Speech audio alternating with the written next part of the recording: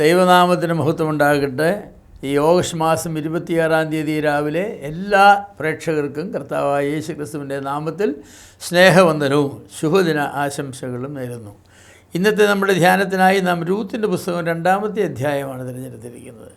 വളരെ മനോഹരമായൊരു പുസ്തകമാണ് രൂത്തിൻ്റെതെന്ന് ഞാൻ ഇന്നലെ പറയുകയുണ്ടായി.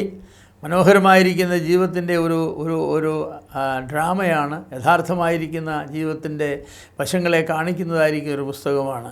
1-ാമത്തെ അധ്യായത്തിൽ നാം കണ്ടത് ഒരു ഭവനം സാമ്പത്തിക ലാഭം മാത്രം നോക്കി മോവാബിലേക്ക് പോയി. അവിടെ ചെന്ന് വലിയ നഷ്ടങ്ങൾ വന്ന് 3 പുരുഷന്മാരും മരിച്ച് 3 സ്ത്രീകൾ വിധവകളായിത്തീരുന്ന ഒരു സാഹചര്യമാണ്. എന്നാൽ ഈ 2-ാമത്തെ അധ്യായത്തിലേക്ക് വരുമ്പോൾ ഈ 3 വിധവമാരിൽ ഒരു സ്ത്രീ, രൂത്ത് എന്ന് പറഞ്ഞതായിരിക്കുന്ന ഒരു സ്ത്രീ എടുത്തതായിരിക്കുന്ന ഒരു തീരുമാനം എങ്ങനെ അനുഗ്രഹത്തിന് കാരണമായി തീർന്നു എന്നാണ് ഈ അധ്യായത്തിൽ പറഞ്ഞിട്ടുള്ളത്. നവോമി തൻ്റെ മരുമക്കളെ വിളിച്ച് പറഞ്ഞു, ഞാൻ ഇനിയും ഈ ദേശത്ത് പാർക്കുന്നില്ല, എനിക്കിവിടെ ആരുമില്ല, എൻ്റെ ഭർത്താവ് നഷ്ടപ്പെട്ടു, എൻ്റെ 2 ആൺമക്കളും നഷ്ടപ്പെട്ടു, മക്കളില്ല, നിങ്ങൾക്ക് മക്കളാരും ഉണ്ടായിട്ടില്ല, മക്കളുണ്ടായിരുന്നെങ്കിൽ കൊച്ചുമക്കൾക്ക് വേണ്ടി ജീവിക്കാമായിരുന്നു, പേരക്കിടാങ്ങളുമില്ല, നിങ്ങൾക്കുള്ളത് നിങ്ങളുടെ വീട്ടുകാരൊക്കെ ഉണ്ട്, നിങ്ങളുടെ അപ്പന്മാരും അമ്മമാരും സഹോദരങ്ങളും ഒക്കെ ഉണ്ട്, അതുകൊണ്ട് നിങ്ങൾ നിങ്ങളുടെ ഭവനത്തിലേക്ക് തിരിച്ചു പോകുക, ഞാൻ എൻ്റെ ഭവനത്തിലേക്ക് തിരിച്ചു പോകാമെന്ന് പറഞ്ഞു. അങ്ങനെ ഒരു തീരുമാനം നവോമി എടുത്തു. മരുമക്കൾ പോകണ്ട എന്ന് പറഞ്ഞില്ല, അങ്ങനെ പറയുവാനുള്ള ന്യായമില്ല. കാരണം എന്തെന്ന് ചോദിച്ചാൽ നവോമിക്ക് അവിടെ ആരുമില്ലല്ലോ, സ്വന്തം ദേശമല്ല, ആരുമില്ല. ഈ സ്ത്രീകൾക്കാണെങ്കിൽ അവിടെ ഭർത്താക്കന്മാരെ കിട്ടും, മോവാബിനെ കിട്ടും, കല്യാണം കഴിച്ച് അവർക്ക് തുടരാം. അതുകൊണ്ട് നവോമി പറഞ്ഞു കൊടുത്തതായിരിക്കുന്ന തീരുമാനപ്രകാരം 2 മരുമക്കളിൽ ഓർപ്പ് എന്ന് പറഞ്ഞതായിരിക്കുന്ന മരുമകൾ മായമേ വന്ന് കെട്ടിപ്പിടിച്ച് സ്നേഹത്തോടു കൂടെ ആദ്യമൊക്കെ പറഞ്ഞു ഞാനും വരുന്നുണ്ടെന്നൊക്കെ പറഞ്ഞു. എങ്കിലും അമ്മായും പറഞ്ഞു, മോളെ ഇനി നീ എൻ്റെ കൂടെ വന്നാൽ നിനക്കൊരു ഭർത്താവിനെ ഒന്നും കിട്ടിയില്ല, അതുകൊണ്ട് നീ വരണ്ടെന്ന് പറഞ്ഞപ്പോൾ അവൾ ചിന്തിച്ചപ്പോൾ ശരിയാണ്, ഞാൻ ജീവിതകാലം മുഴുവനും അവിവാഹിതയായി വിധവയായി തീരണം, എനിക്ക് വലിയ പ്രായമായിട്ടില്ല, ഒരു പക്ഷേ 10, 22, 25 വയസ്സിന് താഴെയുള്ള പെൺപിള്ളേരാണ്, 10, 16 വയസ്സ് 12 വയസ്സൊക്കെ ഉള്ള അക്കാലങ്ങളിൽ വിവാഹം നടക്കും. അപ്പോൾ അങ്ങനെ നടന്നൊരു വിവാഹമാണ്. ഒരു പക്ഷേ 10, 22, 23 വയസ്സ് മാത്രമുള്ളതായിരിക്കുന്ന പെൺകുട്ടികളാണ്. അവർ ജീവിതകാലം മുഴുവൻ വിധവകളായി നിൽക്കുന്നത്. അതുകൊണ്ട് ഓർപ്പ കെട്ടിപ്പിടിച്ച് ചുമ്മനം ചെയ്ത് കരഞ്ഞ് അമ്മച്ചി ഞാനെന്നാൽ പോട്ടെ എന്ന് പറഞ്ഞു. അമ്മച്ചിൻ്റെ അനുഗ്രഹത്തോടു കൂടെ ഓർപ്പ തിരിച്ചു പോയി. രൂത്തിൻ്റെ ടേൺ വന്നപ്പോൾ രൂത്ത് പറഞ്ഞു ഞാൻ പോകില്ലെന്ന് പറഞ്ഞു. ഇല്ല, ഞാൻ നിൻ്റെ കൂടെ തന്നെ വരിക എന്ന് പറഞ്ഞു. ആ രൂത്തിൻ്റെ ഒരു തീരുമാനം ചരിത്രത്തിലെ ഒരു തീരുമാനമാണ്. ചരിത്രത്തിൻ്റെ തീരുമാനമെന്ന് പറഞ്ഞാൽ ചരിത്രത്തിൻ്റെ ഗതി തിരിച്ചുവിട്ട ഒരു തീരുമാനമെന്ന് പറയട്ടെ. കാരണം പിൽക്കാലത്ത് ഈ രൂത്തിനെ കേന്ദ്രീകരിച്ചാണ് നമ്മുടെ കർത്താവായ യേശു ക്രിസ്തുവിൻ്റെ വംശാവലിയിൽ ഇവിടെ വന്നതോടുകൂടെ കാര്യങ്ങൾക്ക് എന്തോ ഒരു വ്യത്യാസമാണ് വന്നത്. ഒരു പെൺകുട്ടിയായിരുന്ന അവൾ ചരിത്ര ഒരു തീരുമാനം. അവൾ എന്താ തീരുമാനമെടുത്തത്? അവൾ പറഞ്ഞു ഞാൻ ഒരു യഹൂദനെ വിവാഹം കഴിച്ച ഒരാളാണ്, സത്യദൈവത്തെ ആരാധിക്കാനായിട്ടും അറിയാനായിട്ടും ഇടയായ ഒരാളാണ്. ഇനി ഞാൻ ഈ മോവാബിലെ ഖേമോശിനെയും മോവാബിലെ മറ്റ് ദേവന്മാരെയും ആരാധിക്കുന്ന പ്രശ്നമില്ലെന്ന് പറഞ്ഞു. ഞാൻ അറിഞ്ഞ സത്യദൈവത്തെ തന്നെ ഞാൻ ആരാധിക്കുമെന്ന് പറഞ്ഞു. എൻ്റെ ഭർത്താവിൻ്റെ ജനമാണ് എൻ്റെ ജനമെന്ന് പറഞ്ഞു. അതുകൊണ്ട് നവോമിയോട് പറഞ്ഞു നിൻ്റെ ജനം എൻ്റെ ജനം, നിൻ്റെ രാജ്യമാണ് എൻ്റെ രാജ്യം, നീ പോകുന്നിടത്ത് ഞാനും പോകുമെന്ന് പറഞ്ഞു. മരണത്താലല്ലാതെ നാം തമ്മിൽ വേർപെടുന്നെങ്കിൽ ദൈവം അധികവും തക്കമായി ചെയ്യട്ടെന്ന് പറഞ്ഞു. അങ്ങനെ ഒരു പ്രശ്നം ഉദിക്കുന്നില്ലെന്ന് പറഞ്ഞു. രൂത്തിനെ എനിക്ക് ഭയങ്കര ഇഷ്ടമാണ്. കാരണം ബേത്ത്ലഹേമിൽ രൂത്തിന് ആരാ ഉള്ളത്? ബേത്ത്ലഹേമിൽ രൂത്തിന് ആരുമില്ല, ഒരാൾ പോലുമില്ല. അവളുടെ ജീവിതത്തിൽ ഒരിക്കലും അവളുടെ മോവാബ് വിട്ട് ഇസ്രായേലിലേക്ക് കാലുകുത്തിയിട്ടില്ല. അപ്പോൾ ഈ ബേത്ത്ലഹേമിലേക്ക് ഇത്രയും ദൂരം യാത്ര ചെയ്ത് ആരെ പ്രതി അവൾ പോകുന്നത്? യഹോവയെ പ്രതി മാത്രം. അങ്ങനെയാണ് യഹോവയുടെ നിഴലിൻ കീഴിൽ ശരണം പ്രാപിച്ചു. അവൾ യഹോവയുടെ നിഴലിൻ കീഴിൽ യഹോവയെക്കുറിച്ചുള്ള അറിവ്, ഏക സത്യ ദൈവത്തെക്കുറിച്ച് കേട്ടു. ആ ഏക സത്യ ദൈവത്തെ സേവിക്കുവാൻ അവൾ തീരുമാനിച്ചു. ഇസ്രായേലിനെക്കുറിച്ച് അവൾ കേട്ടു. ദൈവത്തിൻ്റെ വാഗ്ദത്ത ജനമാണത്, ദൈവത്തിൻ്റെ അനുഗ്രഹിത ജനമാണ്. കനാൻ നാടിനെക്കുറിച്ച് അവൾ കേട്ടു, ദൈവം വാഗ്ദത്തം ചെയ്ത ദേശമാണ്. അവൾ പറഞ്ഞു അതാണ് എനിക്ക് വേണ്ടെന്ന് പറഞ്ഞു. ഞാനൊരു യഹൂദൻ്റെ ഭാര്യയായി തീർന്ന ആളാണ്, ഞാൻ അങ്ങനെ ഒരു ഉടമ്പടി ബന്ധത്തിലേക്ക് വന്നയാളാണ്, തിരിച്ചു പോകുന്ന പ്രശ്നമില്ലെന്ന് പറഞ്ഞു. യഹോവയാണ് സത്യദൈവമെന്നും ഇസ്രായേലാണ് ദൈവത്തിൻ്റെ ജനമെന്നും അവൾക്ക് മനസ്സിലായി. ആ സത്യം അവൾ അംഗീകരിച്ചു. അറിഞ്ഞ സത്യത്തിന് അവൾ കീഴ്പ്പെട്ടു. ഞാൻ പറയട്ടെ, ആരോരും ഇല്ലാത്ത ബേത്ത്ലഹേമിലേക്ക് വിധവയായ നവോമിയുമായിട്ട് അവൾ പോകാൻ തീരുമാനിച്ചത് അവളുടെ ജീവിതത്തിലെ ഏറ്റവും വലിയ തീരുമാനമാണ്. അത് വലിയ റിസ്ക് ആണെന്ന് ആളുകൾ പറയുന്നു. എൻ്റെ മോളെ നീ ഇങ്ങനെ റിസ്ക് എടുത്തത് എന്തിനാണ്? നിനക്ക് ആരുണ്ട് അവിടെ? നിനക്കാരുണ്ട്? നിനക്കൊരു കല്യാണം കിട്ടുമെന്ന് വല്ല ഉറപ്പുണ്ടോ? നിനക്ക് രോഗം വന്ന് ആരാ നോക്കുന്ന? ഈ അമ്മായിമ്മയൊക്കെ അങ്ങ് പോകും, പിന്നെ നിനക്ക് ആരാണ്? നീ അവിടെ ഒരു അടിമയാകും, അവർ നിന്നെ അടിമയാക്കും എന്നൊക്കെ പറഞ്ഞു കാണും. ഏതായാലും അവൾ പറഞ്ഞു, ഇസ്രായേലിലെ ഒരു അടിമയായിരിക്കുന്ന മോവാബിലെ ഒരു രാജ്ഞിയായിരിക്കുന്നതിനേക്കാൾ നല്ലതാണെന്ന് പറഞ്ഞു കാണും. കാരണം ദൈവത്തിൻ്റെ അടിയല്ലേ, നല്ല തീരുമാനങ്ങളാണ്. അതുപോലെ ആരോരുമില്ലാത്ത ബേത്ലഹേമിലേക്ക് നവോമിയുമായിട്ട് അവളെത്തി. എത്ര വലിയ റിസ്ക് എടുത്താൽ അവൾ വന്നത്, പക്ഷേ അവൾ വന്നു. സ്വന്തക്കാരെ വിട്ടു, നാട്ടുകാരെ വിട്ടു, ദേവന്മാരെ വിട്ടു, ദൈവമാരെ വിട്ടു, അതുപോലെ അവളുടെ വീട്ടുകാരെ എല്ലാം വിട്ടു.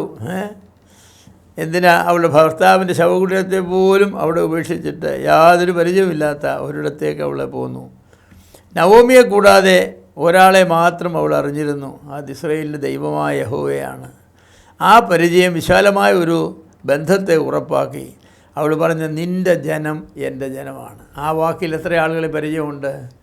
നിൻ്റെ ജനമായിട്ട് ഇസ്രായേലിൽ എത്ര ലക്ഷം ആളുകളുണ്ടോ അവരെല്ലാവരും എൻ്റെ ജനമാണെന്ന് പറഞ്ഞു. അതാണ് വിശ്വാസത്തിൻ്റെ കണ്ടുകൊണ്ട് കാര്യങ്ങൾ നോക്കുന്നത്.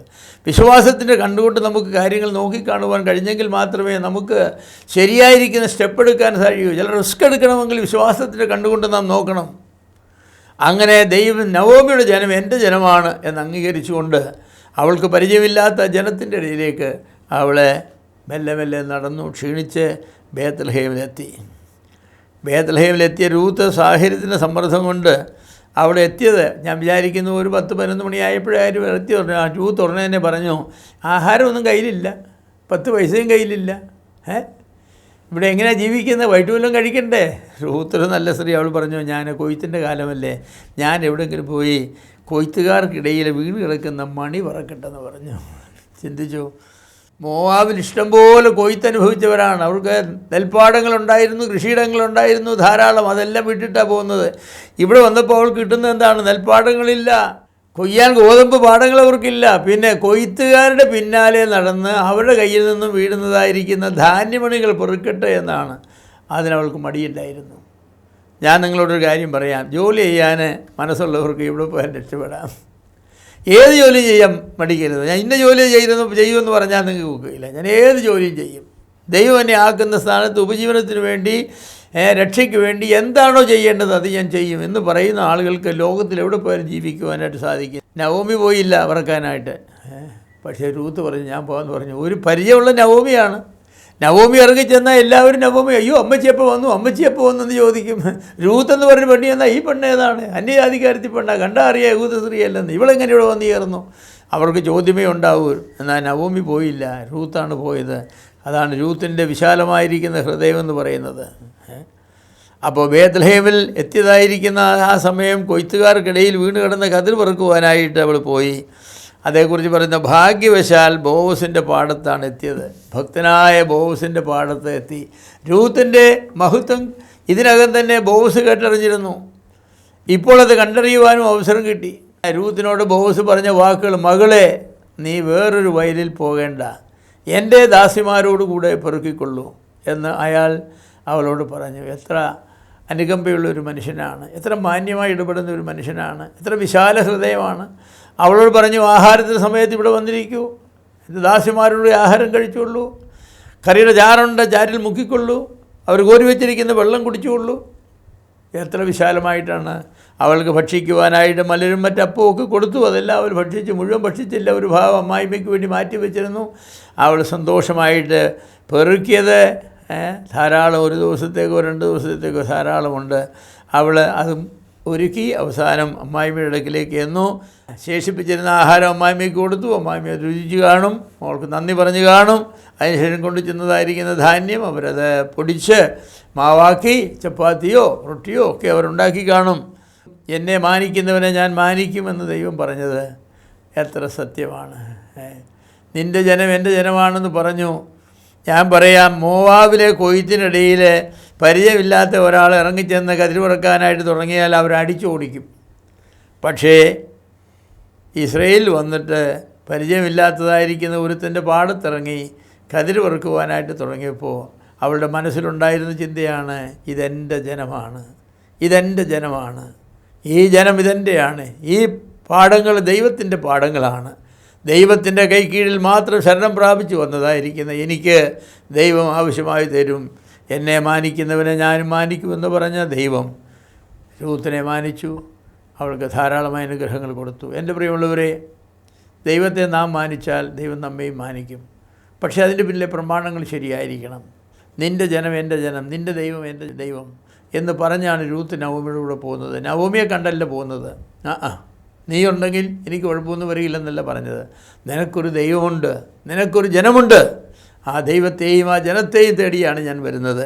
നമ്മുടെ നോട്ടങ്ങളും നമ്മുടെ നേട്ടങ്ങളും ശരിയായിരിക്കട്ടെ, നമ്മുടെ കാഴ്ചപ്പാടുകൾ ശരിയായിരിക്കട്ടെ. അപ്പോൾ ദൈവം നമ്മെ അനുഗ്രഹിക്കും. വാഴ്ത്തപ്പെട്ട പിതാവേ, നല്ല കാഴ്ചപ്പാടുകളും നല്ല ലക്ഷ്യങ്ങളും ഉണ്ടായിരിക്കുവാൻ സഹായിക്കണമേ. അന്യജാതിക്കാരിയായിരിക്കുന്ന രൂത്ത്, അവൾക്ക് യാതൊരു ബന്ധവുമില്ലാത്തതായിരിക്കുന്ന ഇസ്രായേൽ മക്കളെക്കുറിച്ച് അവർ എൻ്റെ ജനമെന്ന് പറയുവാനിടയായി.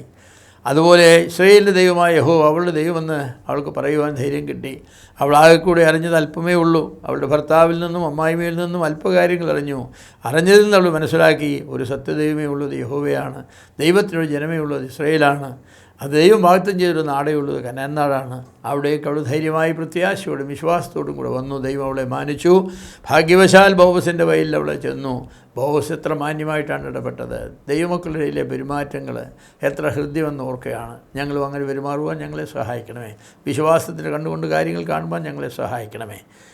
ഈ ദിവസം ഞങ്ങൾക്ക് അനുഗ്രഹത്തിൻ്റെ ദിവസമാക്കണമേ. ഞങ്ങളുടെ ആവശ്യങ്ങളെല്ലാം നടത്തി തരണമേ. ആപത്തടസ്സങ്ങൾ ഞങ്ങളെ വിടുവിക്കണമേ. കൃപ കൊണ്ട് നിറയ്ക്കണമേ. യേശു ക്രിസ്തുവിൻ്റെ വലിയൊരു നാമത്തിൽ തന്നെ.